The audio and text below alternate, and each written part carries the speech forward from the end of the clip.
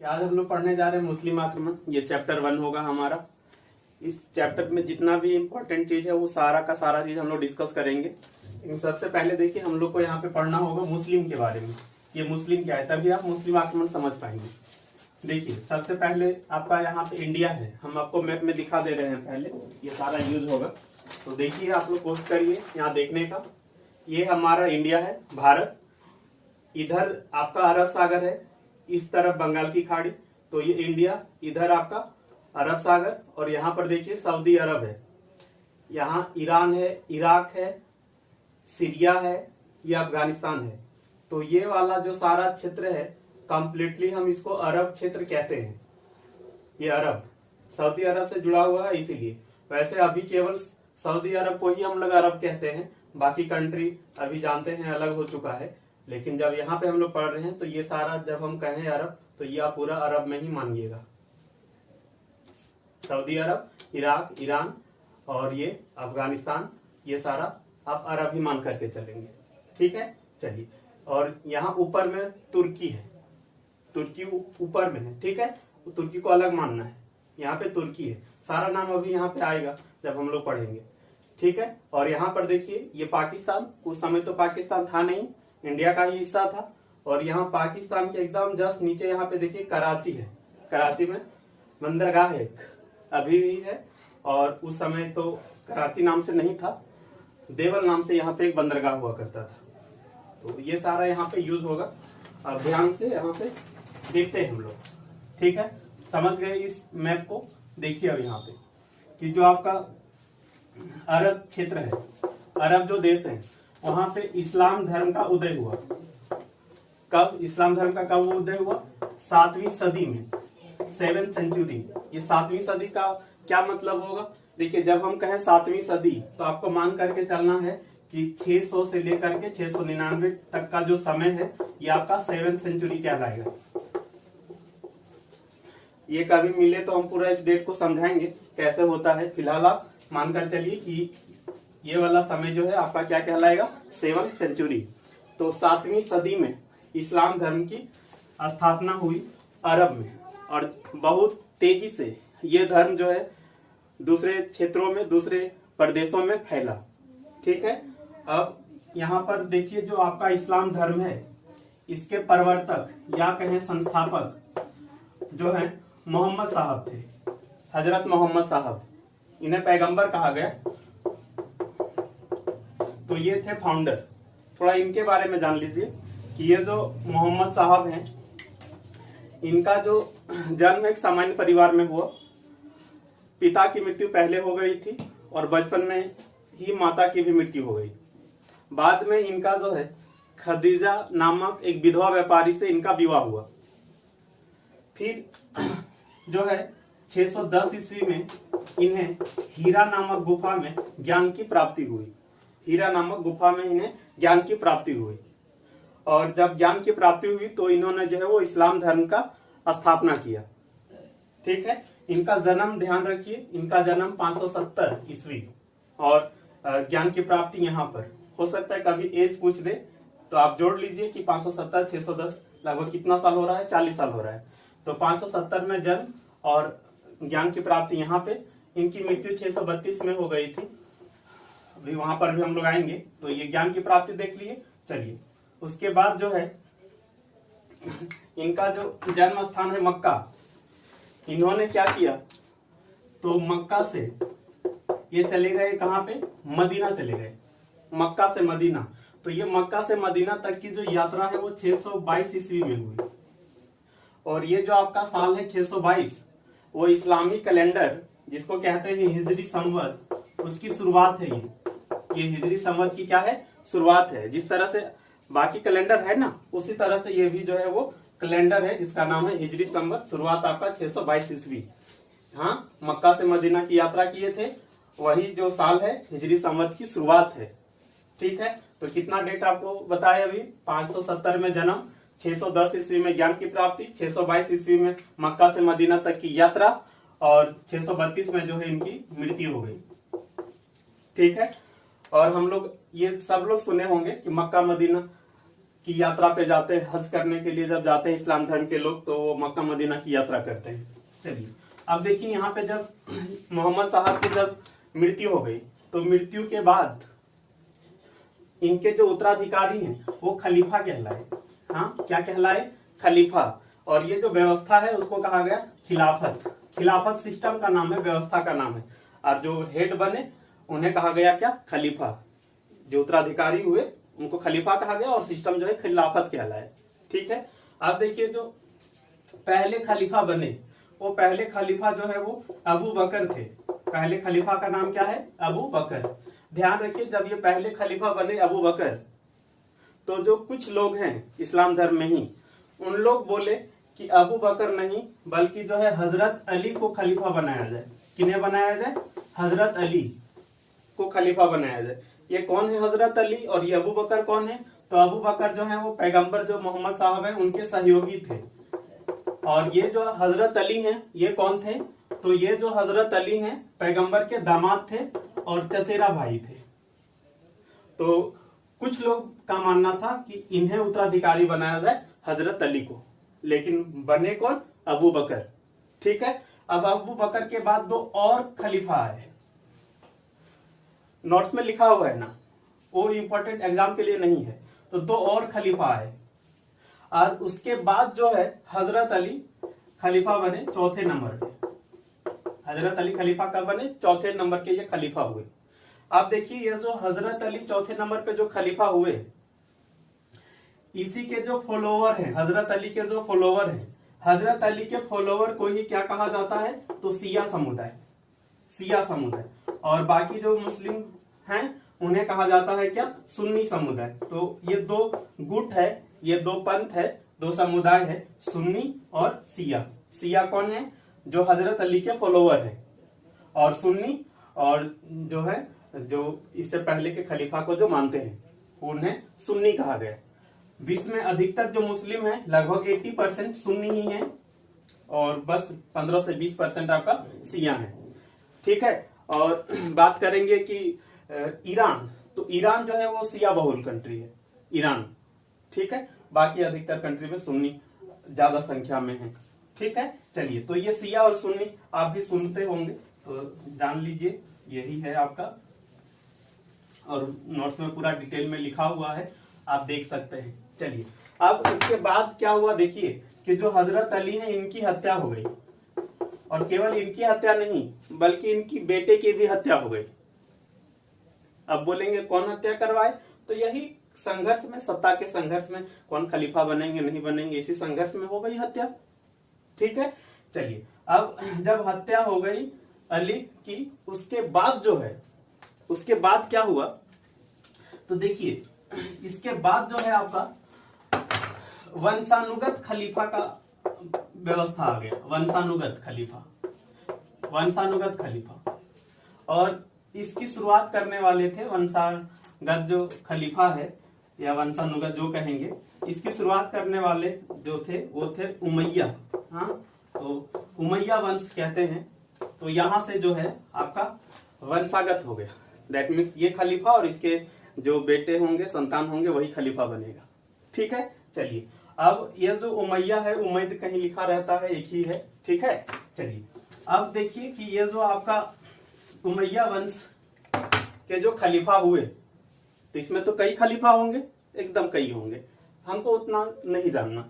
चलिए, आप देखिए यही जो खलीफा हैं उन्हीं के सेनापति थे। एक्चुअल में ऐसे समझे तो ज्यादा बेहतर है कि ये खलीफा है, तो ये खलीफा जो है पूरे इस्लाम जगत का प्रधान होगा, धर्म के मामले में भी और राजनीति के मामले में भी। दैट मीन्स ये राजा भी होगा और धर्म के मामले में भी प्रधान होगा। ठीक है। और इन्हीं के अंडर में बहुत सारे मंत्री या कहें गवर्नर हुआ करते थे। तो ईरान का गवर्नर हुआ करता था अल हजाज। अल हजाज ये क्या है? तो खलीफा के अंडर में एक मंत्री गवर्नर की तरह हुआ करते थे। ठीक है। इन्हीं जो अल हजाज है, इन्हीं अल हजाज का सेनापति था मोहम्मद बिन कासिम। क्या नाम है? मोहम्मद बिन कासिम। एक्चुअल में ये गुलाम थे, दामाद थे, सेनापति भी थे, मोहम्मद बिन कासिम। और यही मोहम्मद बिन कासिम जो हैं भारत में पहला सफल मुस्लिम आक्रमण करने वाला व्यक्ति है। ठीक है, तो इस्लाम धर्म हम लोग अभी तक देख चुके हैं। अब देखिए हम लोग आते हैं आक्रमण पे। ठीक है, आप बने रहिए, लास्ट तक वीडियो देखिए। और एक चीज ध्यान रखिएगा, यहाँ पे जो चीज भी हम लोग पढ़ेंगे वो टू द पॉइंट होगा, एरर फ्री होगा, एक भी एरर आपको नहीं मिलेगा। हम अक्सर देखे हैं कि जो बड़े बड़े चैनल वाले हैं उन लोग बहुत सारा चीज गलत बता देते हैं। पता नहीं क्यों गलत बोलते हैं, क्यों गलत पढ़ाते हैं, हमें नहीं पता। लेकिन यहाँ पर आपको कुछ गलत नहीं मिलेगा। यदि किन्हीं को कुछ गलत मिलता है तो आप बताइए, आप नहीं ढूंढ पाइएगा कुछ गलती। ठीक है, चलिए तो हम लोग यहाँ पर देखते हैं कि जो आक्रमण हुआ, तो यहाँ पर हम लोग देख रहे हैं कि आक्रमण करने वाले पहले कौन थे? मोहम्मद बिन कासिम। और वो कहाँ के थे? ईरान। और ईरान क्या है आपका? अरब क्षेत्र। तो सबसे पहले हम लोग देखेंगे कि मुस्लिम आक्रमण में अरब आक्रमण, इसके बाद हम लोग देखेंगे तुर्क आक्रमण। अभी देख रहे हैं अरब आक्रमण। ठीक है, चलिए कैसे हुआ आक्रमण? तो हम लोग अभी तो पढ़े ही कि जो अल हजाज हैं उन्हीं के सेनापति थे मोहम्मद बिन कासिम। इन्होंने 712 ईस्वी में आपका सिंध क्षेत्र में आक्रमण किया। सिंध क्षेत्र में आक्रमण किया 712 ईस्वी में। और यहाँ का राजा था दाहिर। राजा का नाम दाहिर बहुत इंपॉर्टेंट बनता है। इनको पराजित करके इनकी हत्या कर दी। और इनकी जो 2 बेटियां थी उन दोनों बेटियों को खलीफा के पास भेज दिया। चलिए, फिर उसके बाद 713 ईस्वी में जो मोहम्मद बिन कासिम है उसने मुल्तान को जीता।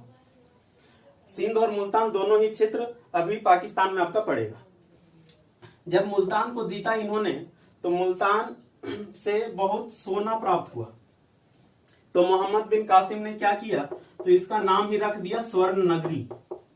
आप क्रिकेट देखते होंगे यदि, तो वीरेंद्र सहवाग जो है यहीं पे 13 शतक लगाए थे मुल्तान में। तो ये स्वर्ण नगरी मुल्तान। ठीक है, चलिए अब देखिए यहां से आगे की घटना क्या है। ठीक है, देखिए यहां से आगे क्या हुआ। तो जो मोहम्मद बिन कासिम है दूसरे क्षेत्रों में भी आक्रमण करना चाहे, लेकिन वो सफल नहीं हो पाए। और इसी बीच घटना क्या घटा, देखिए कि जो राजा दाहिर की दोनों बेटियां थी जिन्हें भेज दिया गया था कहां? खलीफा के पास। जब ये दोनों बेटियां गई खलीफा के पास, जब इनको पेश किया गया दोनों बेटियों को, तो इन दोनों ने अपने पिता के मौत का बदला लेने के लिए झूठ बोला। क्या बोला? कि हम दोनों बहनों का जो है इज्जत पहले ही मोहम्मद बिन कासिम लूट चुका है और उसके बाद आपके पास हमको भेजा है। ठीक है, तो खलीफा जो है वो नाराज हो गए और उन्होंने आदेश दिया कि जो मोहम्मद बिन कासिम है उनको चमड़ी, बैल के चमड़ी के अंदर डाल करके हमारे तक पहुंचाया जाए। तो मोहम्मद बिन कासिम को जो है रास्ते में ही दम घुटने से मृत्यु हो गई। ठीक है, तो इस तरह से देख सकते हैं कि मोहम्मद बिन कासिम जो है उनकी मृत्यु हो गई। बाद में फिर खलीफा को सच्चाई का पता चला, ऐसा कुछ हुआ नहीं था। दोनों बेटियों ने जो है, वो दोनों बहन जो है उन्होंने झूठ बोला था। ठीक है, चलिए अब यहां से हमारा सबसे इंपॉर्टेंट क्वेश्चन यही सब बनता है। कौन था पहला व्यक्ति आक्रमण करने वाला और किस पे आक्रमण किया, कौन क्षेत्र पे आक्रमण किया, ये। ठीक है, चलिए अब देखिए जब आक्रमण किया तो क्या क्या हुआ इंडिया में। अरब आक्रमण से क्या क्या यहाँ पे हुआ, देखिए एक एक चीज करके देखते हैं हम लोग।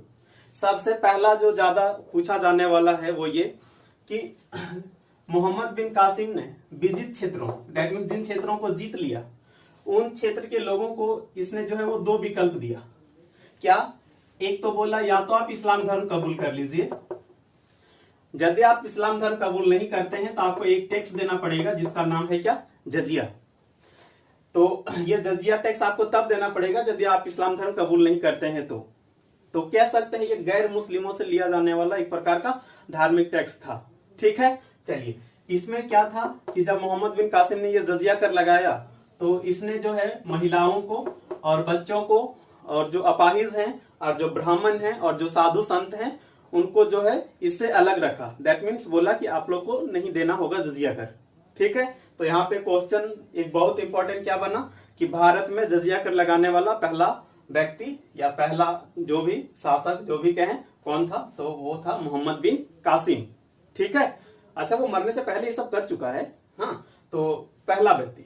यहीं पर ध्यान रख लीजिएगा कि ब्राह्मणों पर पहली बार जजिया कर लगाने वाला फिरोज शाह तुगलक है। ब्राह्मणों पर पहली बार जजिया कर लगाने वाला कौन है? फिरोज शाह तुगलक। ठीक है, इसको ध्यान रखना है। फिरोज शाह तुगलक जो है वो दिल्ली सल्तनत का शासक था। ठीक है, चलिए, तो एक चीज ये हम लोग देख लिए।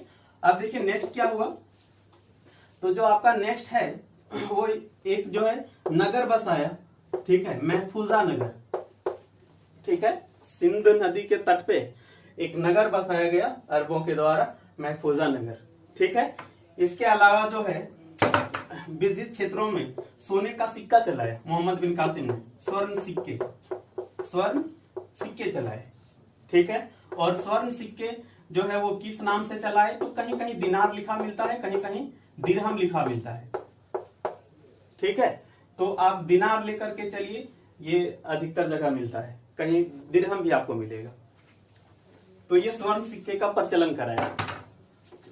उसके बाद यदि देखें तो यहां पर जो है भारत में खजूर की खेती शुरू हुआ और ऊंट पालन। आप जानते होंगे जो अरब क्षेत्र है वो रेगिस्तानी इलाका है, और रेगिस्तान में जो है वो खजूर की खेती खूब होती है, क्योंकि बारिश बहुत ज्यादा होता नहीं तो दूसरा पेड़ ज्यादा नहीं हो पाता। और ऊंट तो जानते ही रेगिस्तान के लिए कितना महत्वपूर्ण है। तो भारत में जो खजूर की खेती है और ऊंट का जो पालन है वो शुरू इन्होंने ही करवाया, अरबों ने करवाया। ठीक है, और लंबा सा लिस्ट है, आप जरूर नोट से देख लीजिएगा। लेकिन एक दो चीज और यहाँ पर देख लेना जरूरी है। क्या क्या देखिए, और क्या क्या इन दोनों ने, तो जो भारतीय ग्रंथ है उसका अरबी में अनुवाद करवाया, अरबी में। और जो अरबी में अनुवाद हुए उसमें 3 पुस्तक मेन है, वैसे बहुत सारे पुस्तकों का अनुवाद किया गया था। एक जो पुस्तक है वो आपका चरक संहिता, इसका अनुवाद किया गया अरबी में। एक जो है आपका पंचतंत्र विष्णु शर्मा द्वारा लिखित है, और चरक संहिता चरक के द्वारा। और ये जो पंचतंत्र है ये दुनिया का दूसरा सबसे फेमस बुक है। सबसे ज्यादा जो प्रचलित बुक है वो आपका बाइबिल है, और दूसरे नंबर पे पंचतंत्र है। और ये आप एक कहानी सुने होंगे कौवा वाला, उसमें कंकड़ उंकड़ डालता था, पानी ऊपर आ गया। तो वो जो बच्चों से नहीं कहेंगे, सीखने ज्ञान वाली जो कहानियां हैं वही सब है पंचतंत्र में। तो ये चरक संहिता का ट्रांसलेट हुआ और पंचतंत्र का ट्रांसलेशन हुआ। उसके बाद एक और पुस्तक था ब्रह्मवाद, इसका भी ट्रांसलेशन हुआ। ये तो ज्यादा इंपॉर्टेंट बनता है, वैसे देख लीजिएगा। ठीक है, एक चीज और पूछ सकता है कि किस नाम से ट्रांसलेट हुआ, तो आप पर थोड़ा सा छोड़ते हैं, क्योंकि कुछ आप भी करिए। आप वीडियो तो देख रहे हैं और नोट्स हम देंगे, उसको भी पढ़िए, तभी आपका कंप्लीट होगा।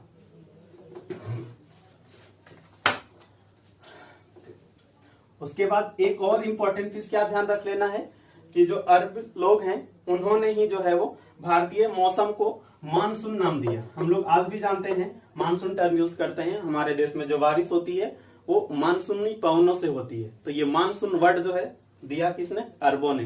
तो क्वेश्चन एक ऐसे भी पूछता है कि ये जो मानसून है ये किस भाषा का वर्ड है, तो जब अरबों ने दिया है तो अरब भाषा में होगा, अरबी भाषा में होगा।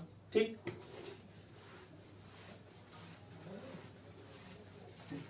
अब इतना सारा चीज है। अब यहाँ पर एक चीज जान लेंगे हम लोग कि अरबों ने आक्रमण किया क्यों, क्या कारण था आक्रमण करने का। तो देखिए कई आक्रमण थे, लेकिन जो सबसे बड़ा और सबसे मेन आक्रमण था वो ये कि धन लूटना, लूटपाट करना। जानते हैं भारत सोने की चिड़िया कहलाती, अपार धन दौलत यहाँ पे। तो धन को लूटने के लिए यहाँ पे जो है वो आक्रमण किया गया। तत्कालिक कारण जो था, तत्कालिक कारण दैट मींस अभी ही आक्रमण क्यों हुआ। एक्चुअल में पहले भी कई बार प्रयास किए गए थे लेकिन सफल नहीं हुआ, सफल यहाँ हुआ। और यहाँ पे जो 712 में जो आक्रमण किया मोहम्मद बिन कासिम ने, उसका रीजन क्या था। तो देखिए रीजन वही था आपका कि यहाँ पे आपका जो इंडिया है, यहाँ पे हम आपको पाकिस्तान दिखाए थे। यहाँ कराची के पास एक बंदरगाह हुआ करता था देवल, सिंध की ये राजधानी थी, राजा दाहिर का शासन था ना यहाँ पे, देवल। अब जो अरब जहाज है इस देवल बंदरगाह से गुजरा करता था, व्यापार किया करता था। ठीक है, एक बार जो है, एक बार नहीं कई बार यहाँ देवल बंदरगाह पर जो है जहाज लूट लिया जाता था। तो एक बार जब जहाज लूट लिया गया तो उसी का बहाना बना करके या जो कहें जो है आक्रमण किया गया। तो तत्कालिक कारण था अरबी जहाजों का देवल बंदरगाह पे लूटपाट करने वाले कौन थे उस पर विवाद है, उतना हम लोग को डिटेल में नहीं जाना। कुछ लोग बोलते हैं कि देवल के सैनिक थे, कुछ इतिहासकार मानते हैं कि उन लोग समुद्री लुटेरे थे। तो जो भी हो ये रीजन हो गया। तो इतना सारा चीज हम लोग यहाँ पर देख लिए, किससे? तो अरब आक्रमण से। इसमें सबसे ज्यादा इंपॉर्टेंट कौन है, एकदम नहीं कंफ्यूज होइएगा। सबसे ज्यादा इंपॉर्टेंट पहला व्यक्ति कौन था? तो 712 में आक्रमण करने वाला मोहम्मद बिन कासिम पहला अरब है, पहला मुस्लिम। जजिया कर लगाने वाला पहला है ये। यही दो क्वेश्चन सबसे ज्यादा पूछा जाता है यहाँ पे। और जो हम लोग इस्लाम धर्म के बारे में पढ़े उससे भी कुछ क्वेश्चन आता है। हम लोग क्वेश्चन भी अपलोड करेंगे, तो आप क्वेश्चन देख लीजिएगा। और अभी जो हम लोग क्वेश्चन अपलोड कर रहे हैं उसमें रेलवे वगैरह का क्वेश्चन नहीं हो पाया है ऐड। लॉकडाउन के बाद रेलवे का और दूसरे एग्जाम का भी क्वेश्चन ऐड कर देंगे उसमें। अभी एसएससी का और पीसीएस का क्वेश्चन उसमें। अब यहाँ पर देख ये हम लोग अरब आक्रमण। अरब आक्रमण के बाद अगला जो मुस्लिम आक्रमण हुआ इंडिया में वो तुर्कों की तरफ से हुआ। किसके तरफ से? तुर्कों की तरफ से। तो अब हम लोग क्या देखने जा रहे हैं? तुर्क आक्रमण। तुर्क आक्रमण। देखिए जो आपका अरब है,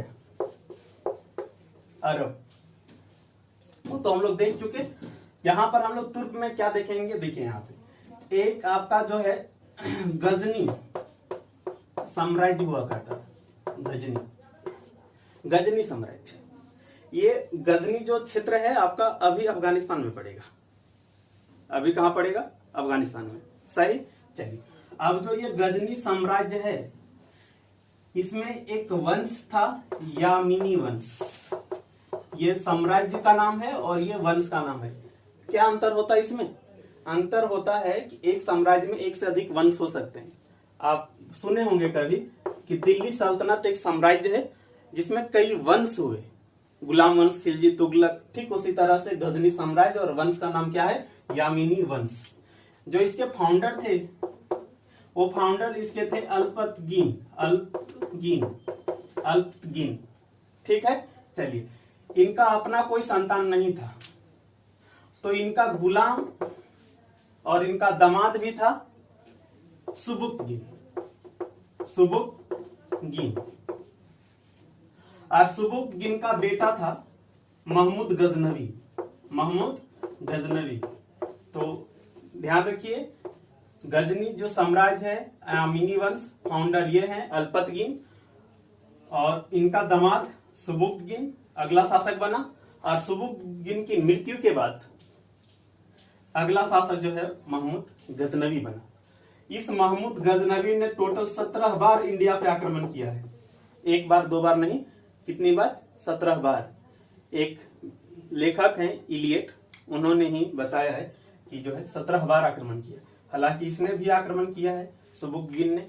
तो यहाँ पर हम लोग अभी देखते हैं कि इनका आक्रमण कहाँ कहाँ पे हुआ। चलिए इसने भारत पे आक्रमण नहीं किया। ठीक है। चलिए अब जो सुबुक्तगीन आक्रमण किए, इन्होंने आक्रमण किया पंजाब पे। अभी आप इंडिया वाला केवल पंजाब नहीं समझिएगा, पंजाब पाकिस्तान में भी। ठीक है। पंजाब के शासक थे जयपाल। क्या नाम? जयपाल। ठीक है, जयपाल। उस लड़ाई का क्या परिणाम रहा तो इस बारे में विद्वान जो है एकमत नहीं है। बस सुबुक्तगीन ने आक्रमण किया था पंजाब पे, शासक जयपाल हुआ करता था। कभी वंश पूछ सकता है कि ये किस वंश के थे, तो हिंदू शाही वंश के थे। अब सुबुक्तगीन की मृत्यु के बाद जब महमूद गजनवी, या इसको महमूद गजनी भी लिखा रहता है, जब ये शासक बने तो इन्होंने जो है 1001 ईस्वी से लेकर के 1027 ईस्वी तक 17 बार आक्रमण किया। एक आध आक्रमण पहले भी हुआ है लेकिन वह सफल था। तो सफल आक्रमण की बात करें तो 17 बार आक्रमण किए। एक दो बार नहीं, कितनी बार? 17 बार। तो हम लोग अब जो है महमूद गजनवी का ही चर्चा करने जा रहे हैं। चलिए देखिए जो महमूद गजनवी हैं, इनका पहला जो आक्रमण हुआ 1001 ईस्वी में, वो जयपाल के विरुद्ध ही था। पंजाब में जो हिंदू शाही वंश के शासक थे इन्हीं के ही खिलाफ था। और इसमें जो है वो जयपाल की हार हुई, पराजय हुई, और इसके बाद जो है जयपाल की हत्या कर दी गई। सही, चलिए। उसके बाद और कई आक्रमण हैं, आप जरूर देखिए सारा। जो सबसे ज्यादा चर्चित आक्रमण है वो 1025 ईस्वी में सोमनाथ मंदिर पे किया गया आक्रमण। सोमनाथ मंदिर पर किया गया आक्रमण, ये सबसे ज्यादा चर्चित है।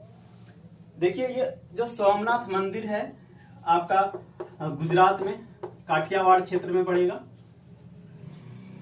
शिव भगवान को समर्पित है ये। अभी भी क्वेश्चन पूछा जाता है कि कौन से भगवान को समर्पित है, कहाँ पे है। ये जो सोमनाथ मंदिर है, यहाँ पे सोने का बहुत ज्यादा भंडार था, और जानते हैं कि आक्रमण करने का जो पहला उद्देश्य था वो लूटपाट करना। तो बस उस धन दौलत को लूटने के लिए ही जो सोमनाथ मंदिर पे आक्रमण किया मोहम्मद गजनवी ने। ठीक है, और जब आक्रमण किया इन्होंने, तो यहाँ जो शासक हुआ करता था गुजरात में, वो हुआ करता था कौन सा, तो भीम प्रथम। कभी कभार इसका वंश पूछ दे आपसे तो चालुक्य वंश। ठीक है, चालुक्य वंश का शासक जो है वो भीम प्रथम यहाँ का शासक हुआ करता था। नाम एकदम नहीं कंफ्यूज होना है, हम भीम प्रथम बोल रहे हैं, ध्यान रखिएगा, मिलता जुलता नाम आगे आएगा। अब जब इन्होंने यहाँ पे आक्रमण किया, धन दौलत लौटा, तो यहाँ जो मूर्तियां हुआ करती थी, वैसे जहां कहीं भी मंदिर पे आक्रमण करते थे मुस्लिम आक्रमणकारी, तो वहां की मूर्तियों को तोड़ देते थे। इस्लाम धर्म में जो है वो मूर्ति का पूजा नहीं किया जाता है, तो इन लोग मूर्ति को तोड़ देते थे। और जो मूर्ति को तोड़ दे उसको कहते हैं मूर्ति भंजक, इंग्लिश में आइकोनोक्लास्ट। एसएससी का तैयारी करते हैं तो 1 वर्ड सब्जेक्शन में पूछता है कि ये आइकोनोक्लास्ट क्या है, तो मूर्ति भंजक, मूर्ति को तोड़ने वाला मूर्ति भंजक, तो मूर्तियों को तोड़ देते थे। इसके अलावा जो भी विरोध करते थे आक्रमण का, उनकी तो कत्लेआम एकदम दिन दहाड़े जो है हत्या होती थी, वो तो है ही है। यहाँ भी कहा जाता है 50,000 जो है वो हिंदुओं का कत्ल कर दिया गया था। बहुत बड़ी संख्या है उस समय की यदि बात। ठीक है, अब जब ये जो महमूद गजनवी हैं सोमनाथ मंदिर से लूट के जा रहे थे अपना क्षेत्र, तो जाटों ने पंजाब में जो है इनको परेशान किया। परेशान क्या किया, जाटों ने इनसे छीन लिया कुछ धन, सोना। ठीक है, फिर ये वापस आए मोहम्मद गजनवी और 1027 ईस्वी में पंजाब के जाटों पर आक्रमण किया। पंजाब के जाटों पर आक्रमण किया। इसके बाद जो है मोहम्मद गजनवी का कोई आक्रमण इंडिया पे नहीं हुआ, क्योंकि 1030 में इनकी मृत्यु ही हो गई थी। तो भारत पे अंतिम आक्रमण 1027 ईस्वी में पंजाब के जाटों के खिलाफ। ये क्वेश्चन भी कई बार पूछा गया है।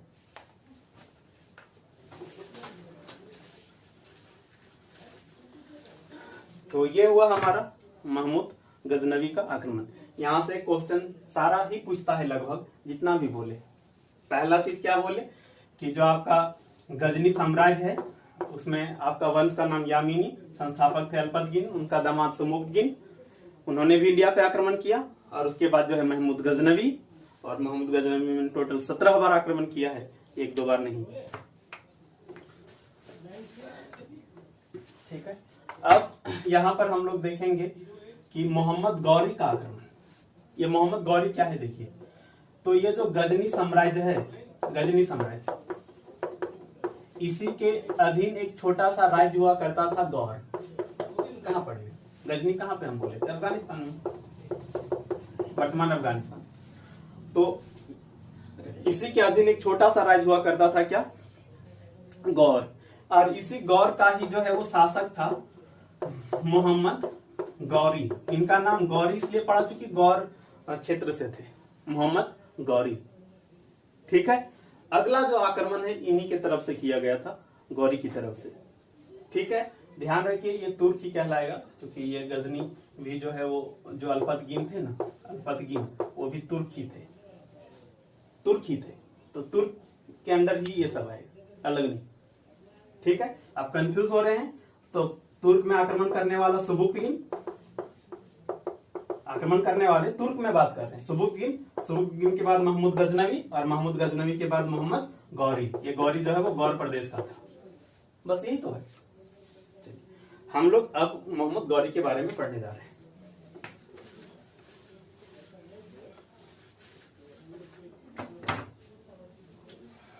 देखिए, ये जो मोहम्मद गौरी हैं, इनके आक्रमण का उद्देश्य केवल धन लूटना नहीं था।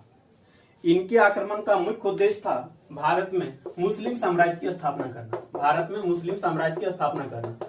देखिए, मोहम्मद बिन कासिम हो या महमूद गजनवी हो या कोई भी हो, इससे पहले के जो मुस्लिम आक्रमणकारी हुए, उन्होंने क्या किया? लूटा। और यहाँ पे अपने राज्य, अपने शासन, अपने साम्राज्य की स्थापना नहीं की, अपना प्रदेश वापस चले गए। लेकिन इनका पर्पस था, इनका उद्देश्य था कि हम यहाँ पे अपने साम्राज्य की स्थापना करें। ठीक है।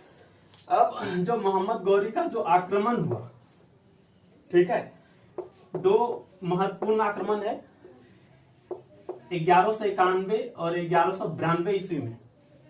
और ये दोनों ही जो आक्रमण है पृथ्वीराज चौहान तृतीय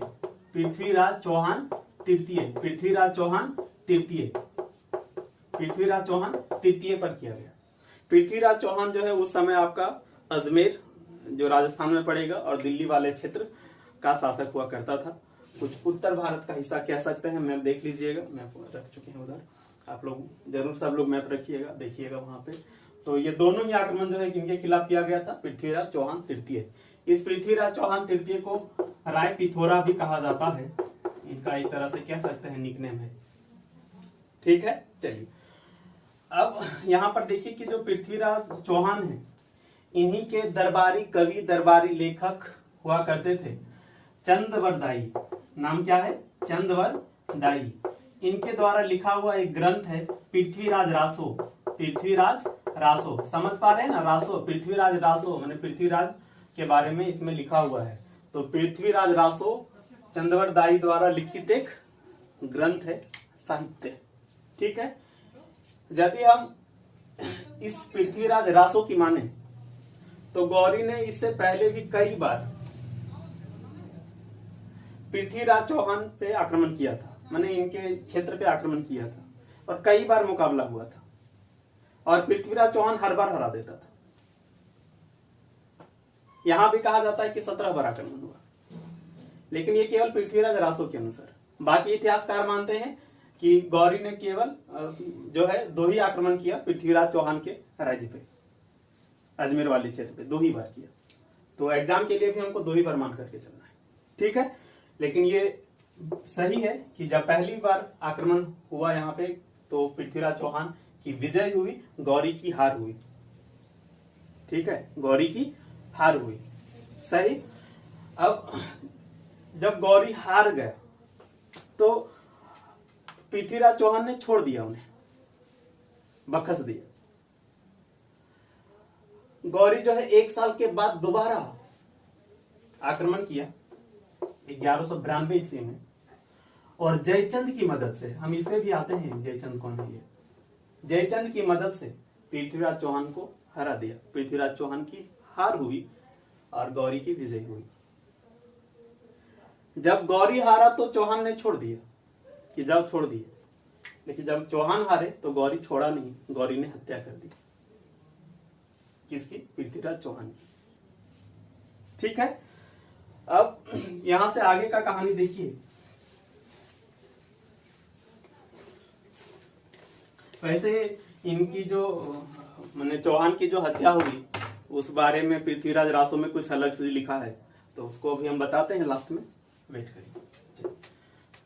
यहाँ पर ये जयचंद जो है वो कौन है और इनके साथ जो है पृथ्वीराज चौहान की क्या शत्रुता थी कि ये गौरी का मदद किए।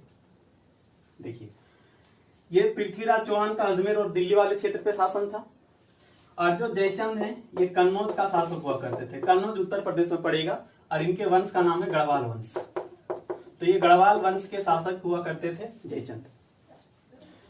ये भी राजपूत थे, ये भी राजपूत थे, दोनों ही जो है वो अपने राज्य का विस्तार करना चाहते थे।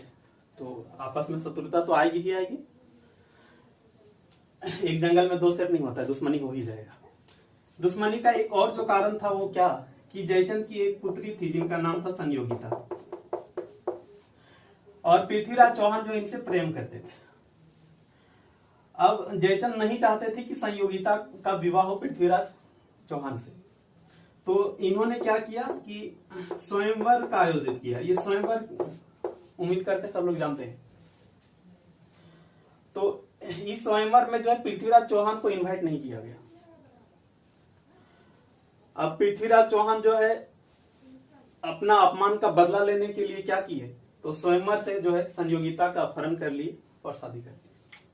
तो ये नाम आपको याद रखना है, एग्जाम में पूछा हुआ है, तो इसको ध्यान रखिए। नाम क्या है? संयोगिता। तो यही दो कारण है दुश्मनी का। तो जो भी हो, जो भी जयचंद ने किया वो सही नहीं था, गौरी को साथ नहीं देना चाहिए था, लेकिन दिया। और ये जयचंद नाम इतना बदनाम है कि आप देखिएगा कि कोई भी यदि बाहरी आदमी को साथ देता है तो उसको हम लोग कह देते हैं जयचंद। अक्सर मीडिया में सुनते रहते होंगे कि वो जयचंद है, ये है, वो है। हाँ,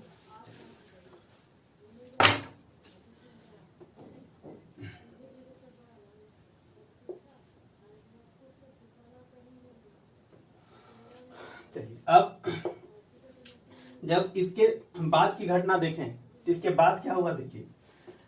इसके बाद जो है आपका 1194 ईस्वी में जो पृथ्वीराज चौहान है ना और जयचंद की लड़ाई हो गई। अब बोलिएगा काहे लड़ाई हो गया?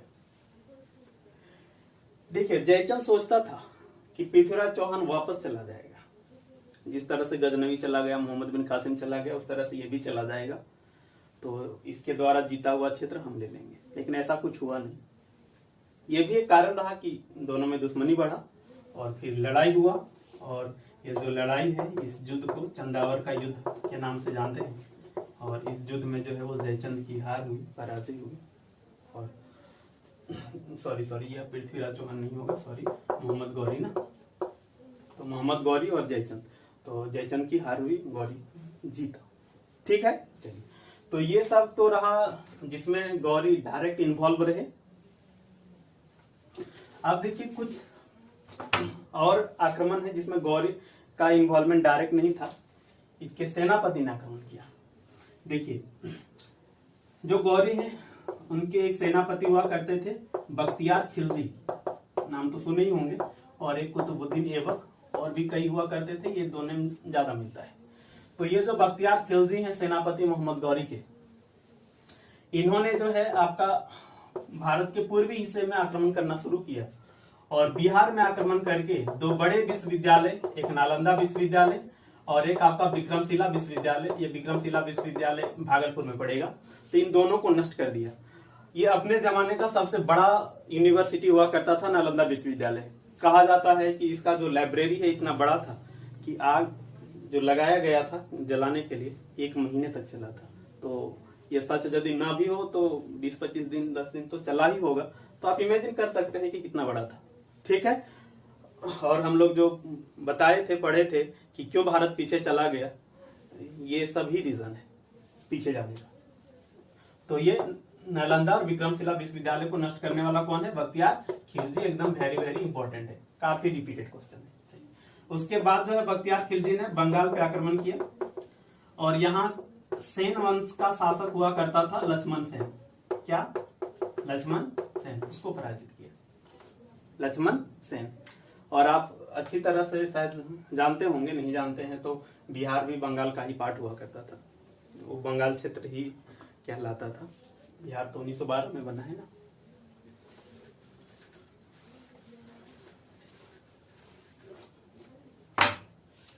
ठीक है, अब यहाँ पर एक चीज आप देख लिए, समझ गए होंगे कि भारत में जो है मुस्लिम साम्राज्य की स्थापना करने वाले व्यक्ति कौन होंगे?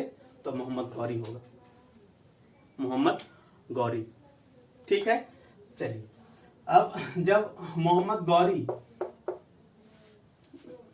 विजित क्षेत्रों को अपने गुलामों को दे करके, भारत का क्षेत्र जो है वो कुतुबुद्दीन ऐबक को मिला था, वापस चला गया।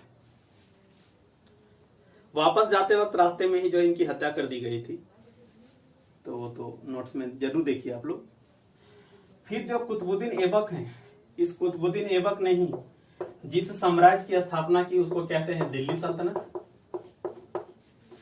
और जिस वंश का इन्होंने स्थापना किया वो वंश है गुलाम वंश। साम्राज्य दिल्ली सल्तनत और वंश का नाम गुलाम वंश। क्वेश्चन पूछेगा कि दिल्ली सल्तनत की स्थापना किसने की? कुतुबुद्दीन ऐबक। गुलाम वंश की स्थापना किसने की? इसने। ध्यान रखना है कि दिल्ली सल्तनत में केवल यही एक वंश नहीं था, इसके बाद और भी वंश हैं, खिलजी, तुगलक, सैयद, लोदी। ठीक है, तो ये पहला वंश हुआ कुतुबुद्दीन ऐबक, फाउंडर। हम लोग अगला दिन जो है दिल्ली सल्तनत के बारे में ही पढ़ेंगे। अभी देखिए थोड़ा सा चीज हम लोग पढ़ लेते हैं यहाँ पे। चलिए अब हम लोग यहाँ पर देख लेंगे कि जो मुस्लिम आक्रमण हुआ उस दौरान जो महत्वपूर्ण पुस्तक या ग्रंथ की रचना हुई उसके बारे में। देखिए सबसे पहले जो अरब आक्रमण हुआ हम लोग पढ़ चुके हैं, मोहम्मद बिन कासिम के द्वारा किया गया। ये अरब आक्रमण की जो जानकारी है वो जानकारी हमें मिलती है चचनामा से, और भी एक दो ग्रंथ है, चचनामा सबसे प्रमाणिक है, ऑथेंटिक है।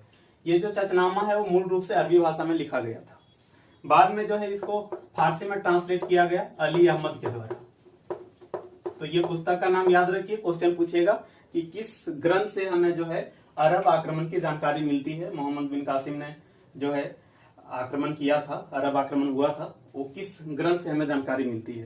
तो चचनामा से मिलती है। ठीक है, सिंध पे आक्रमण हुआ था ना, और मुल्तान पे। उसके बाद तुर्क आक्रमण से यदि बात करेंगे तो हम लोग देखें कि जो तुर्क आक्रमण है वो गजनी साम्राज्य की तरफ से हुआ था। तुर्की के अंडर में ही गजनी साम्राज्य, और इसका फाउंडर अल्पतगिन, और आक्रमण करने वाले सुबुकगिन और महमूद गजनवी। तो जो महमूद गजनवी है ये आक्रमणकारी होने के साथ साथ जो विद्वान है उनका बहुत ज्यादा सम्मान करता था, और इनके दरबार में बहुत बड़े बड़े इतिहासकार हुआ करते थे। उसमें हम 3 नाम यहाँ पर लिखे हैं महत्वपूर्ण। पहला नाम क्या लिखे हैं? फिरदौसी। तो इनकी रचना जो है वो शाहनामा, काफी महत्वपूर्ण है, शाहनामा। अलबरूनी जो है इनकी जो पुस्तक है वो किताब उल हिंद, किताब उल हिंद या फिर तहकीक या हिंद भी कहते हैं। इसी पुस्तक से जो है हमें इस समय, मतलब जब मोहम्मद गजनवी ने भारत पर आक्रमण किया था उस समय का जो भारतीय समाज है कैसा था उसको जानने का एक बहुत बड़ा सोर्स है इनके द्वारा जो लिखा हुआ पुस्तक है तहकीक या हिंद। ठीक है, चलिए। और एक और यहाँ पर लिखे हम क्या? उतबी। तो ये दरबारी इतिहासकार था। देखिए ध्यान रखिए कि इतिहासकार कई होते हैं, उसमें किसी एक को जो है दरबारी इतिहासकार का दर्जा दे दिया जाता है। तो ये दरबारी इतिहासकार थे, लेकिन जो भारत पे जो पुस्तक लिखा था ये अलबरूनी ने लिखा था, क्योंकि ये अलबरूनी ही मोहम्मद गजनवी के साथ इंडिया आए थे। तो ये बुक भी, ये भी और ये भी